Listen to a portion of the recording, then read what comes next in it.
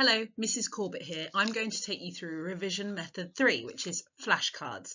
Now, flashcards are fantastic because they can be done by yourself or they can be done so you can get some verbal revision done with friends, which I thoroughly recommend. If you can teach someone or become verbal with someone in terms of your revision, it tends to lock in much, much better. So let me take you through how you can use flashcards to improve your revision. You are going to need some flashcards, either blank or pre-prepared. Now, normally you get them as record cards when you Google them if you wish to buy some record cards or flashcards, and they should come up. You can actually buy them for a lot of different subjects ready-made, so they'll have information on the front and then they will have questions on the front and back. These are perfectly good too. You might want to play around with some packets and see which ones are going to suit you best. Quite a lot of students actually prefer to make their own, but again, that is up to you. You're going to need 3 boxes or envelopes per subject so that you can clearly group them together based on how well the revision's going. You need some pens and you need some friends, which is also optional. Pens and friends are optional depending on whether you are making them yourself. Now, there are many benefits of using flashcards. The first being the fact that they're quite portable. They're small in a box and you can take them to lessons. You can make them after lessons. You can use them and make them after every other type of revision. They are quite visual. They are short chunks of information, snappy chunks of information. You can use them to teach friends. You can use them to learn from friends, like that Kagan strategy quiz trade. You can then start like small competitions between you to learn them. And they improve your long-term memory recall if they have been used properly and help you process information easier. Now, step 1 is dependent on whether you are making your own flashcards or whether you have bought flashcards to use or you're using other people's flashcards. So step 1 is going to be to prepare. So make sure you've got the flashcards for the correct units. Make sure you've got flashcards for the things that you need to study for. Okay, you can see some homemade ones here.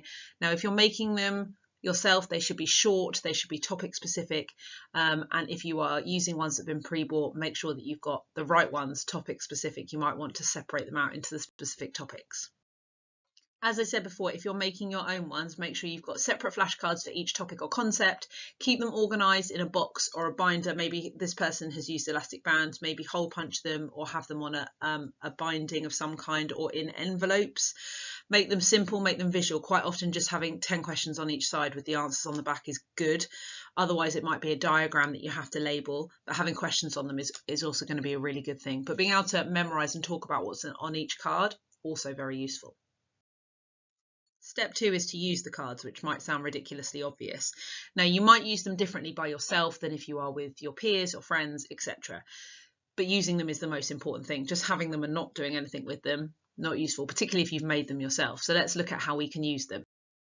So if you're alone, what you want to do is use your flashcards to test yourself. So having a look at what's on your flashcards or answering the questions that are on your flashcards, but not turning them over to reveal the information or the answers too soon. Really take time to actually actively think. That's how you're going to use them.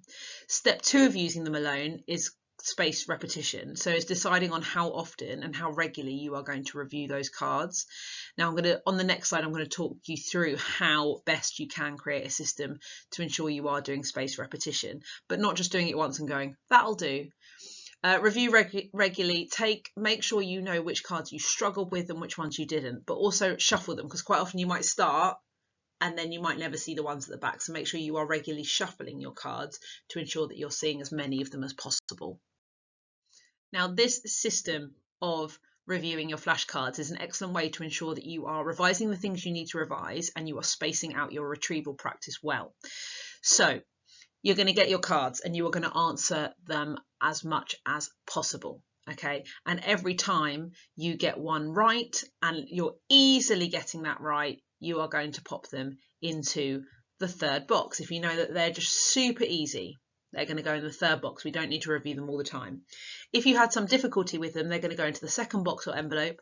And if you found them impossibly hard, they're going to go into the box number 1. And that is the box that you're regularly going to be shuffling through. And when it gets a bit easier, that goes into box 2. And when it gets even easier, it goes into box 3. When you start reviewing box 3, as you go through, any that you get incorrect, they're going to go straight back to box 1. So box 1 is going to be your, this is my priority. Okay. So it might be that when you start doing it, you go, right, I know all of this topic, so that's going to go immediately into box 2, and I will review those in 5 days' time. Box 1 is I'm seeing them again tomorrow. Box 3, it might be 2 weeks, we'll have those back and we'll just check. And if any of them I get wrong, they go back into box 1. This system works really, really well, but you have to be quite organised, specifically if you're doing it for a lot of topics. Now, you can use that method I just described with friends. If you've got a group of you or 1 or 2 of you that are all doing the same topic, you can have a group set of boxes for your flashcards, which is fantastic. Using them with friends works in exactly the same way, but you might be able to add in an element of fun or competition when you're doing it with other people. It's also a really supportive way to support your friend's revision, and it's a fantastic way to see what you do and don't know, because if you can teach it, if you can verbalize it, then you really know you know it. So it's really great for cementing your own knowledge. This is flashcards on a page, so it takes you through why it's so good as a method of revision and how you can do it and what you can do next. Quite often, after doing practice with revision cards and flashcards, you're now moving on to past paper questions, which are really important. Thank you for watching. Please don't forget, if you prepare your own flashcards, I'd love to see them. I would love to see them. Please email me at jcorbett@knowleacademy.org. I'd love to see what you're up to and how they work for you. So please do let me know. Have a great day. Bye.